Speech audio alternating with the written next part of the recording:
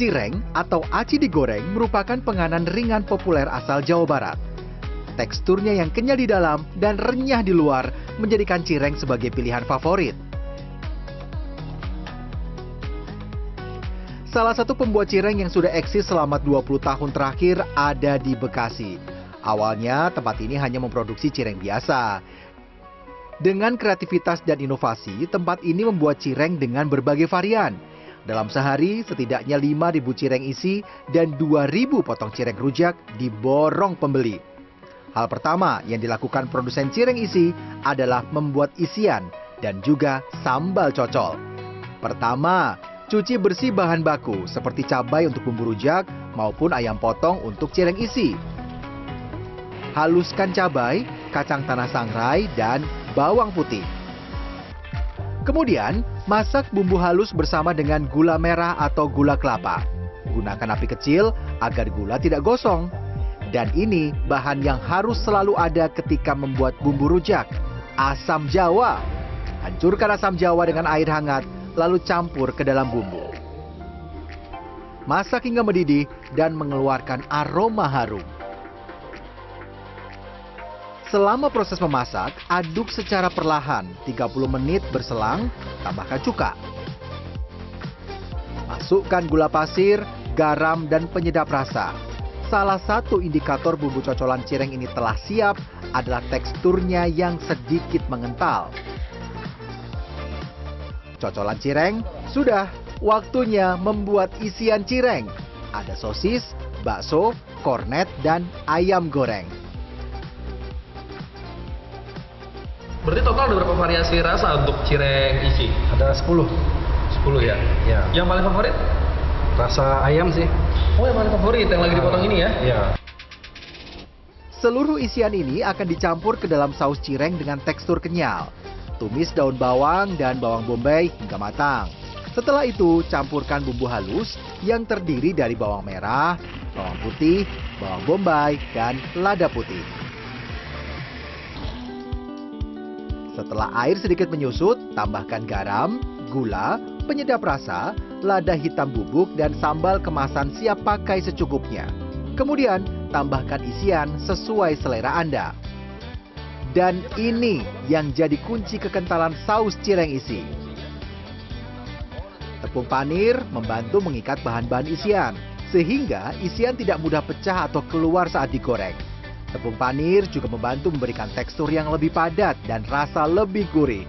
Tepung panir tak bisa digantikan dengan bahan pengental lain seperti tepung maizena atau tepung sagu karena teksturnya berbeda. Isian cireng sudah. Saus untuk cocolan cireng beres. Lanjut, waktunya kita buat kulit cireng isi.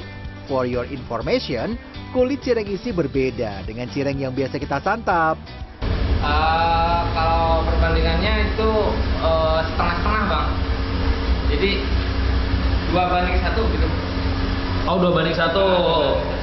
2 si Aci, 1 terigu. Pertama-tama, aduk tepung terigu dan sedikit tepung aci bersama dengan air panas.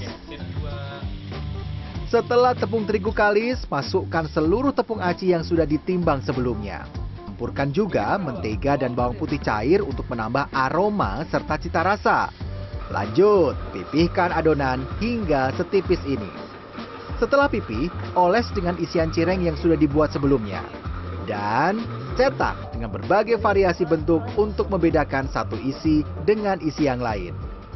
Cireng isi rampung. Sekarang waktunya membuat cireng yang biasa ditemui di pedagang gorengan kaki lima. Kalau kulit cireng isi menggunakan campuran tepung terigu, cireng biasa hanya menggunakan tepung aci. kalau tadi cireng isi nggak pakai tepung terigu sebenarnya gimana? Bisa nggak? Nggak bisa.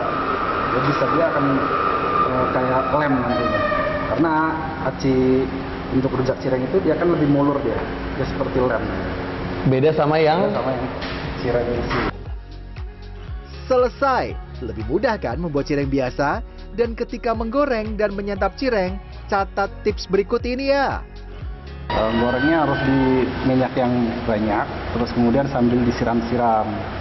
Kenapa bang? Biar lebih mekar. Disiram-siram tuh maksudnya di Siram-siram gini. Walau tanpa bahan pengawet, cireng isi dan cireng cocol sambal rujak mampu bertahan selama sepekan dalam suhu ruang. Kalau di lemari pendingin, bisa sampai sebulan. Rasa-rasanya tidak afdol nih kalau saya tidak mencicipi aneka cireng yang sudah dibuat sedari pagi.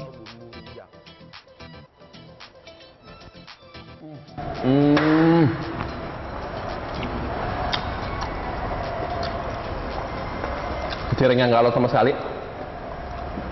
Dan karena memang cireng ini tidak sekompleks cireng isi, si cireng rujak ini ya, jadi dia tuh rasanya kayak plain dan cocok banget buat dicampur sama si rasa sambelan ini nih yang kompleks banget.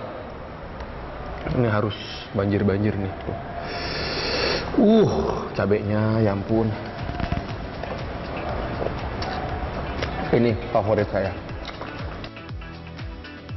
Bumbu yang terasa pedas dan segar berpadu sempurna dengan cireng yang garing di bagian luar dan lembut di dalam. Ingat, kalau mau menyantap cireng, baik cireng isi maupun cireng cocol harus dalam keadaan hangat agar cireng tidak terasa alot atau keras. Rian Fernando, Dwi Agung Yuldiarto, Bekasi, Jawa Barat.